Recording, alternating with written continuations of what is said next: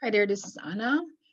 This video is the end of day trade that we did, the last trade that we did. And we're going to talk about it so you guys can understand why I took the trade. And let's go see. So in GC, we were long at 37. Here's the support, why I took that at 35. And I got this long candle. Now, I like that. Okay, so I kind of want to wait until we go above the 32 HMA, which is here. So another pullback would be great, and to make it a W. Now, it didn't really go as high or whatever, but I'm still long. And also we have Rob's signal here, so that's helpful that we might, pull up all the way like up to here, 42, and maybe back to the 50s and on the way to the 53s. So possibly, okay, that's my plan on that. That's for the GC. When I posted, I was still long from the end of day session. I think it was like 2:30 or so, whatever that time is. I think it was here like 2:15 or something, or so yeah, like about 2:30. So okay, let's go back to ES. Um,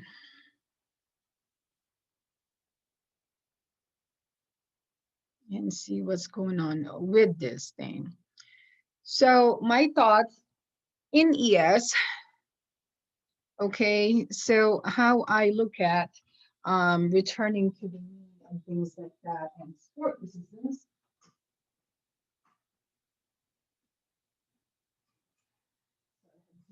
I'm turning lights, I can't see. Um, so what I do on support resistance, I look at the Darvis also, and S1, S2, are we staying on the S1, is it still possible that this is just maybe I'll pull back to maybe up to here only, okay, up to the 58, which is this here, this two is actually connected, um, making it as support. So that's what my thoughts off of that. Um, and that covers that to here too. So that's like the 59 area is not even a 60. This low here is 59.50. That's why I choose the 59 to enter. And as you can see, these follow all the way here. That low is that low, the 59. So, 59 is my number to get in. So I held my ground to 59, that hoping that we don't go below that, because if we did, then we'll see ourselves going towards to the MPD bands, the lower MPD bands of the BWAP. And as far as targeting wise, on the last hour and a half of trade, I would normally just target up to here, because this is where the support, 36.73, maybe the BWAP up to the 67 area, 69 area. That's a good like target, and up to here. Okay, so that's called trailing. When you do start doing the trade with me, I always am conservative on the trades. When I do exit, sometimes I do exit like really early, 67. I mean, that's enough for me, right? From 59, that's like a 8 points move. And some people stayed and target the 69 where I posted, and some stayed. So this here is really important, because you need to know that there is resistance up here, this line right there, this line right here. So those things are important as far as looking at resistance on where to exit. So that's here. That's what I said, like about 69.70, because here we have the 70.71 resistance there, and then I have the VWAP as well. Um, so that's kind of the things that I'm looking at as far as entering the trade, looking at support, where is the possible low on entering trades. So that is ES. And let's go see the NQ. NQ took me forever and I got frustrated, and it's end of day. Normally I'm like, come on, this is like taking too long, you know. So here we have the W pattern, right? I was long. I said a W pattern here, and at 73.70, I was long in my targets, 415, which is up to here. This Darvis here is a resistance. Okay, now that is a very good target, because that actually is connected to the previous high as well. If I show you, that's right there connected to yesterday's S4.